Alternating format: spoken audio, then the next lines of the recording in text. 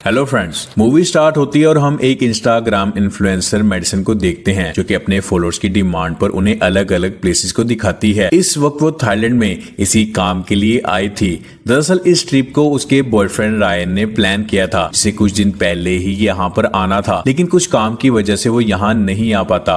अब मेडिसन को अपना काम तो करना था, इसलिए वो कुछ फोटोज को कैप्चर करती है और एक ब्यूटी प्रोडक्ट को प्रमोट करने के लिए शूट करती है। और वो यहाँ अकेले बिल्कुल भी खुश नहीं थी। रात में जब वो एक 5 स्टार होटल में ड्रिंक कर रही होती है तो तभी एक बूढ़ा आदमी मेडिसन को सेड्यूस करने की कोशिश करता है, जो कि मेडिसन को बिल्कुल भी अच्छा नहीं लगता। वहीं एक लड़की ये सब कुछ देख रही थी, तभी वो लड़की मेडिसन को वहाँ से बाहर ले आती है। दरअसल इस लड़की का नेम CW है, जो कि यहाँ की लोकल लड़की है और यहाँ टूरिस्ट गाइड का काम करती है। अब मेडिसन भी उसे बताती है कि वो एक इन्फ्लुएंसर है और वो यहाँ अकेली आई है क्योंकि उसके बॉयफ्रेंड को कोई काम था, जिसकी वजह से वो यहाँ पर नहीं आ पाया। और वो उसे बताती है कि लोगों को लगता है कि इन्फ्लुएंसर का काम बहुत आसान होता है, लेकिन इनको ये नहीं पता कि ये मेरे लिए कितना मुश्किल होता है। मुझे अपने अकाउंट पर फॉलोअर्स को बरकरार रखने के लिए नई नई प्लेसेस पर आना पड़ता है और नई नई वीडियोस अपलोड करनी पड़ती हैं। CW उसे कहती है कि यहाँ पर हर जगह को जानती है और वो उसे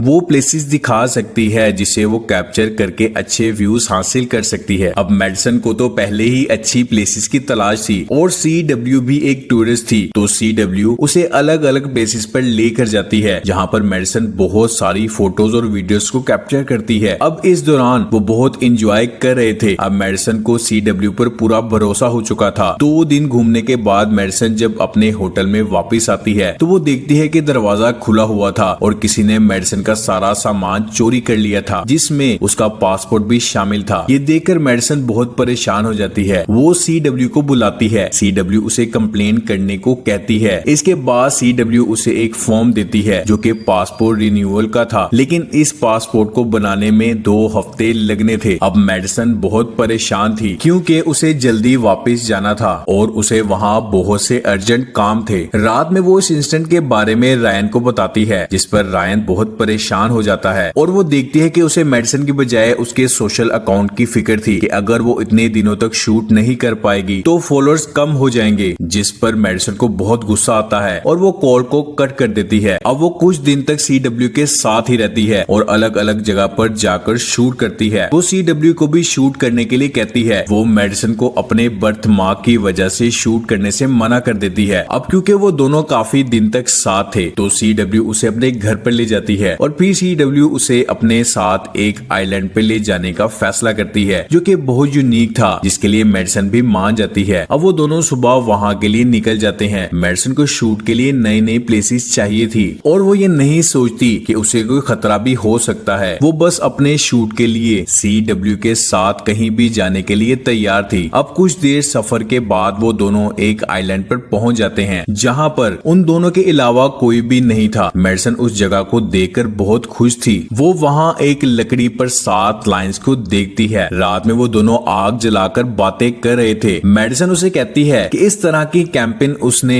आज से 10 साल पहले अपने दोस्तों के साथ की थी। वो कहती है कि अगर मेरे दोस्तों में से आज कोई यहाँ पर होता तो वो मुझे ये जरूर कहता कि CW मुझे यहाँ मारने के लिए लाई है जहाँ कोई भी नहीं है और मर्डर करने के लिए इससे अच्छी जगह हो ही नहीं सकती। जिस पर CW उसे कहती है कि अगर मुझे तुम्हें मारना हो तो मैं तुम्हें यहाँ अकेला छोड़कर चली जाऊंगी। यहाँ पर ना तुम्हें खाना मिलेगा और ना ही पानी और ना ही तुम्हारी कोई मदद करने के लिए यहाँ आएगा और 3 से 4 दिन भूखी प्यासी रहने की वजह से तुम मारी जाओगी। CW उसे कहती है कि तुम्हें लगता है कि तुम्हें लोग पसंद करते हैं और हर कोई तुम्हें चाहता है, तो ये सिर्फ तुम्हारी गलत फहमी है। वो कहती है कि अगर तुम यहाँ मर भी जाओ तो किसी को कोई फर्क नहीं पड़ता। जिस पर मेडिसन कहती है कि नहीं, मैं बहुत फेमस इन्फ्लुएंसर हूँ और अगर मैं इस आइलैंड पर फंस जाती हूँ तो मेरे फॉलोअर्स मुझे ढूंढते हुए यहाँ तक पहुँच जाएंगे। मेडिसन को ये बातें तो सिर्फ मजाक लग रही थी, लेकिन CW मजाक नहीं कर रही थी। अगली सुबह वो वैसा ही करती है जैसा उसने कहा था। वो मेडिसन को अकेला मरने के लिए छोड़कर वहाँ से निकल जाती है और उसका फोन भी अपने साथ ले आती है ताकि वो किसी को अपनी हेल्प के लिए ना बुला सके। अब CW मेडिसन के अकाउंट को हैक कर लेती है और खुद ही उसके अकाउंट से फोटोज अपलोड करती रहती है। वो CW ही थी जिसने मेडिसन के रूम में चोरी की थी ताकि वो उसे अपने ट्रैप में फंसा सके। दरअसल वो एक साइको किलर है जो इन्फ्लुएंसर्स को ट्रैप करती है और फिर इसी तरह मार देती है। यहाँ हम मेडिसन के साथ कुछ और लड़कियों को भी देखते हैं जिन्हें CW पहले ट्रैप करके मार चुकी थी। अब वो अपनी पिक्चर्स को AI टेक्नोलॉजी के जरिए एडिट करके पोस्ट करती है ताकि उसके फॉलोअर्स को उसके बारे में शक ना हो। उधर रायन भी मेडिसन को मैसेज कर रहा होता है लेकिन CW उसे इग्नोर करती है। अब CW कुछ दिन गुजरने के बाद बोर हो जाती है और एक नया टारगेट ढूंढने लगती है और फिर वो एक और इन्फ्लुएंसर को देखती है जिसका नेम जेसिका था और वो इस वक्त थाईलैंड में ट्रेवल कर रही थी। अब CW को नया शिकार मिल चुका था और अब वो जेसिका के साथ भी वही करती है जो उसने मेडिसन के साथ किया था। अब जब जेसिका अपना शूट करवा रही होती है तो CW उसके पर्स से उसका की कार्ड चुरा लेती है और उसके रूम से उसका पासपोर्ट और सामान चोरी कर लेती है। अब जेसिका CW को अपनी मदद के लिए बुलाती है और CW उसे मेडिसन के विला पर ले जाती है लेकिन वहां जाने पर वो बहुत शॉक हो जाती है क्योंकि वहां रायन भी था जो कि मेडिसन को सरप्राइज देने के लिए आया था। ये विला मेडिसन के पास था और रायन इसके बिल